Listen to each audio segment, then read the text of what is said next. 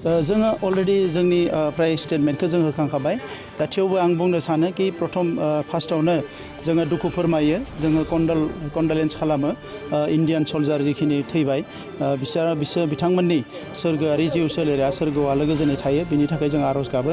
आरो नैबे समाव जोङो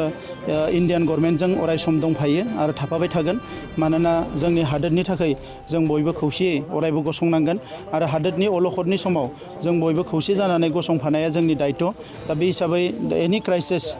जोङो सिगांनिफ्रायनो गसंबोदों आरो दाबो गसंगोन जे इन्डियानि थाखाय जों अराय सम भारत हादोरनि थाखाय जों अराय सम बिनि सिकिउरिटिनि थाखाय बा एनि निड्सनि थाखाय जों अराय सम गसंफागोन आरो बे समाव कन्डेम खालामो कि चाइनिस जिथु आर्मि बिथांमोना रुल भायलेट खालामनानै इन्डियान आर्मिनि सायाव एटाक खालामदों बेखौ जों कन्डेम खालामो आरो सिकिउरिटि काउन्सिला बेयाव बेबस्था लानांगौ होननानै जोङो दाबि दैखाङो दिनै जोङो मिथिनो मोन्दों आसामनि गोहो मन्त्रि डक्टर हिमन्त बिश्व शर्माया बिथाङा जितु केबिनेट डिसिसन लानानै बिटिसि बिसायख'थिखौ गभर्नर बिथांनिसिम माने थाबैनो खुंनायनि मोनसे बिथोन बा मेमरेन्डाम होनायनि बाथ्रा फैदों दा नोंथांमोननि बेलायाव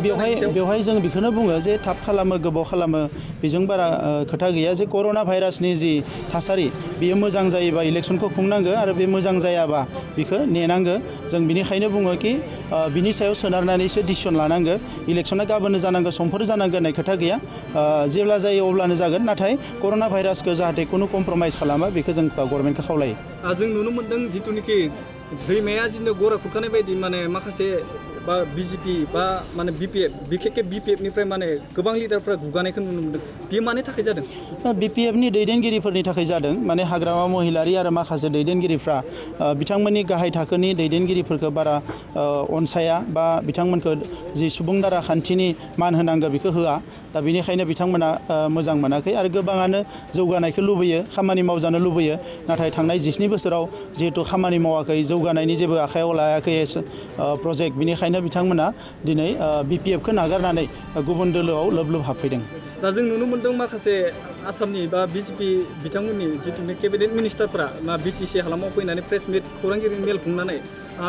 बिटिसियावहाय जिथुनिखि बिथांमोना बाहागो लादों 26आव 26 देरहागोन होनना होनदों बे बेलायाव मा बुंगोन नोंथां बे बिथांमोननिसो खोथा बियो रायजो राजायासो बेखौ थिग खालामगोन सोरहा 26 देरहागोन सोरहा 2-3 देरहागोन बेखौ माने रायजो राजायासो थिग खालामगोन ओंखायनो सोरबाया गणतन्त्रआव जेब्लासिम इलेक्सन रिजाल्ट ओंखारा बे बुंनो हाया कि आंहा 26 देरहागोन आंहा 30 देरहागोन ओंखायनो पिपुल्स जि मेन्डेट मानसिफोरनि जि मतामत बेखौ बेबायदि मिसलिड सोरबा खालामबोबा बे गोरोन्थि जागोन आरो बेवहाय जोङो लुबैयो कि बेबो बयबो बेखौ नेनांगौ आरो रायजो राजानि थाखाय खामानि मावनांगौ अब्लानो रायजो राजाया जायखौ मोजां मोनो बेनिनो भट होगोन